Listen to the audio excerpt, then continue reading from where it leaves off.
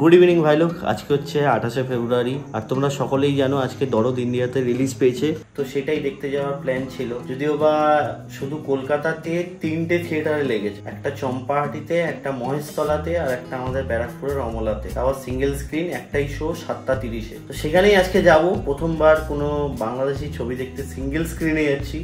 এর আগে তুফানের সময় মাল্টিপ্লেক্সে গেছিলাম, অতীন্দ্রতে এসেছিল। জানি না কেন এবার একটাও মাল্টিপ্লেক্সে দরদ নেয়নি। ইভেন কি সোয়াম শাহের যে ছবিটা বেরিয়েছে ক্রেজি XY, ওটাও কিন্তু আজকে কোনো মানে থিয়েটারে লাগেনি। মাল্টিপ্লেক্স বলো, সিঙ্গেল স্ক্রিন বলো, আমার নিয়ার বাই কোনো থিয়েটারে লাগেনি। যাই হোক, কালকে বড়বাদের টিজার বেরিয়েছিল, রিয়াকশন দিয়েছিলাম। তোমরা প্রচুর ভালোবাসা দিয়েছো। তার সাথে আমরা 10,000 সাবস্ক্রাইবারের খুবই কাছে। যদিও বা এখন আমার কাছে সেকেন্ডারি ফোনটা নিয়ে দেখাতে পারবো না, ওই 9,960-62 মতো হয়েছে এখনো 6টা পর্যন্ত।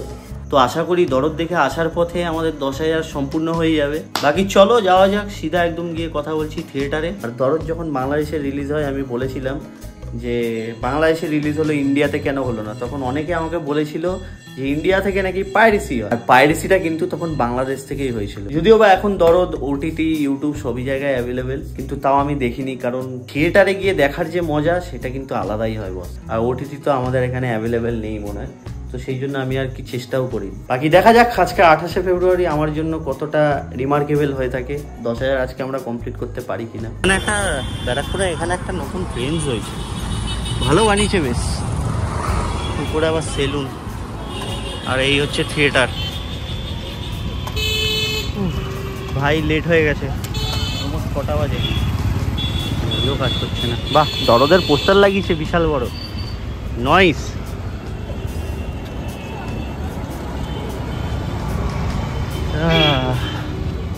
Very good. রিলিজিং 28 ফেব্রুয়ারি। চলো সাইকেল রাখি আগে গ্যারেজে, তারপরে ঢুকে কথা বলছি, কারণ অলরেডি 7:16 বাজে। চলো টিকিট নেওয়া যাক। ভালো ভিড় আছে দেখছি, বেশিরভাগ যারা বাংলাদেশ থেকে আছে তারা কিন্তু এখানে দেখতে এসছে। দুজন মানে বাংলাদেশকে দেখলাম।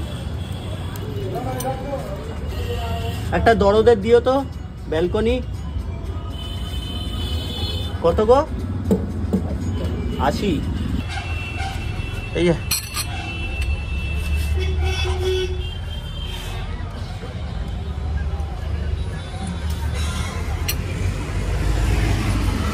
নাইট শো, 80 টাকার টিকিট, সিঙ্গেল স্ক্রিন হল কিন্তু এটা। প্রথমবার আমি কপিরাইট খেয়েছিলাম এই হলে এসে। চেঙ্গিসের সময় একটা থিয়েটারে রিয়াকশান ভিডিও আপলোড করেছিলাম, একটা বড় সড়ো স্ট্রাইক মেরে দিয়েছিল। তো তোমরা কোনো দিন এরকম করবে না, থিয়েটারে এসে পাইরেসি করা কিন্তু একটা অপরাধ। আর এখন ঘড়িতে সময় হচ্ছে 7:20 আর আমাদের চ্যানেল এখনও 9,980 সবে। 10,000 হতে আর 20টা বাকি, মানে আলাদাই লেভেলের আনন্দ, এটা বলে বুঝাতে পারবো না। আর বরবাদের টিজার রিয়াকশানে মানুষের ভালোবাসাটা দেখো, জাস্ট 47,700 ভিউজ এখনো। আশা করি রাতের মধ্যে 50 হয়ে যাবে, দেখা যাক। Hope for the best. Entry হবে 7:30। হ্যাঁ ও আচ্ছা, 7:30 শো, এখনো 7:23 বাজে, এখনই নাকি আগের ছাবার শো শেষ হয়নি। যাই হোক, ওয়েট করা যাক, একটু চা ফা খাই পারলে। আর সত্যি বলতে বস, এসব হল আমার জন্য না। এখানে মানুষ আসে আলাদা কিছু করতে, আমি এসছি দরদ দেখতে, কারণ আমাকে রিভিউ করতে হবে, আমার কাজে এটা। কি বলবো, লোকে মুখের মধ্যে মাস্ক পরে একদম মুখ চুখ লুকিয়ে বেড়াচ্ছে। দাঁড়িয়ে কিছু কমেন্টসই পড়ে নেওয়া যাক, অনেকে অনেক ভালো ভালো কমেন্ট করছে। ভাই মুঝে তেরা পাতা নেই, মুঝে টিজার বাবার লাগা। আই ডোন্ট নো কেন আমার মানে সিকান্দারের টিজারটা ও একটা জমলো না, যেটা কালকে মানে বরবাদের টিজার দিয়ে গেল। সত্যি বলছি, সাকিবিয়ানরা আমরা তোমার চ্যানেল, আচ্ছা অনেক বড়োভাবে লিখেছে ভাই, পরে পড়বো। এটা সুইজের বরবাদ, কিছুক্ষণ আগে একজনের কমেন্ট দেখছিলাম। আচ্ছা এইটা, this is pure fan catering video, সচ মে ঝুঁক গিয়া তু ভাই। তাও তো ফ্যান ক্যাটার করে কিছু তো উখড়ে ফেলছি, 10,000-এর গন্ডি পার হয়ে গেল। তাহলে ফ্যান ক্যাটারিং করে যদি কেউ লাখে লাখে সাবস্ক্রাইবার পেয়ে যায়, খারাপ কি না? এই যে যত লোক দেখছো, বলতে নেই, এরা আধ ঘন্টা 1 ঘন্টার বেশি সিনেমা দেখবে না, তারপরে বেরিয়ে চলে আসবে।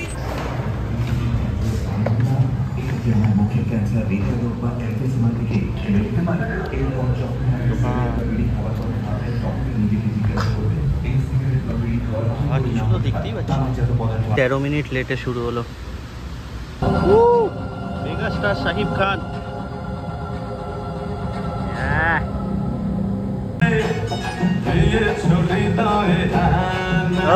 লুট করেছো চোখের ক্যামেরা জুম করে। এই গানটা দারুণ লাগে।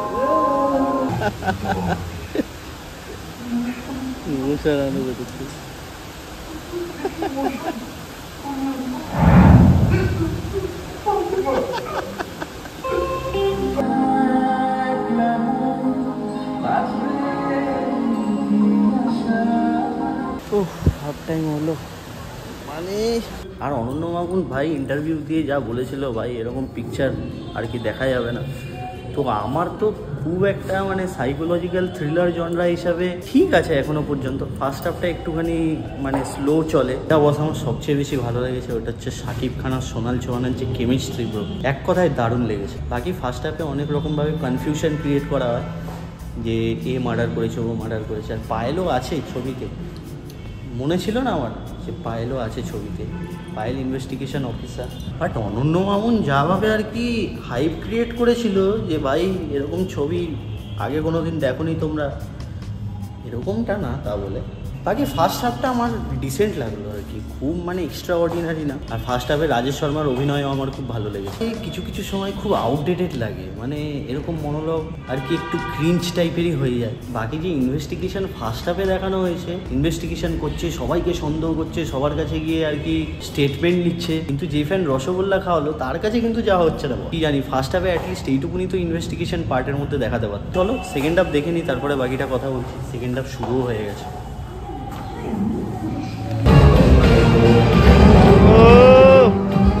ভাই আর 8খানা বাকি, সিনেমা শেষ হতে হতে মনে হচ্ছে হয়ে যাবে 9:30 বাজে। 10টার মধ্যে আশা করি শেষ হয়ে যাবে।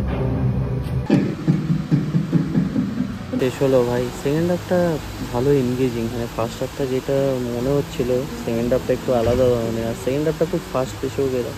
অন্য মামুন ভাই ট্রেলারেই যখন সব কিছু দেখিয়ে দেবে তাহলে ফিল্ম বানানোর কি দরকার। এনিওয়ে সেটা ডিসকাস করবো ফুল রিভিউতে। বাকি ওভারঅল থ্রিলটাকে ভালো মেনটেন করেছে, কিন্তু প্লটের যে বেসটা আছে ওটা খুব উইক লাগলো আমার। টাইম ওয়াচের জন্য ঠিক আছে, সাইকোলজিক্যাল জনরার ফিল্ম দেখে তারা হয়তো খুব জলদি গেস করে নেবে। আর থিয়েটারে এখন আমি একা, বললাম না সব বেরিয়ে যাবে। এখানের পারফরমেন্স ব্রো হ্যাটস অফ, বহুত বাড়িয়া। আমার তো ভাই দারুণ লেগেছে। আর সোনাল চৌহানকে আমি গেস করছিলাম কিছু একটা এরকমই সিনারিও হবে, কিন্তু সোনাল চৌহান যে মরে গেছে সেটা আর কি গেস করতে পারি। এবার বাড়ি যাওয়া যাক, অনেক রাত হয়ে গেছে, 10:07 বাজে অলরেডি।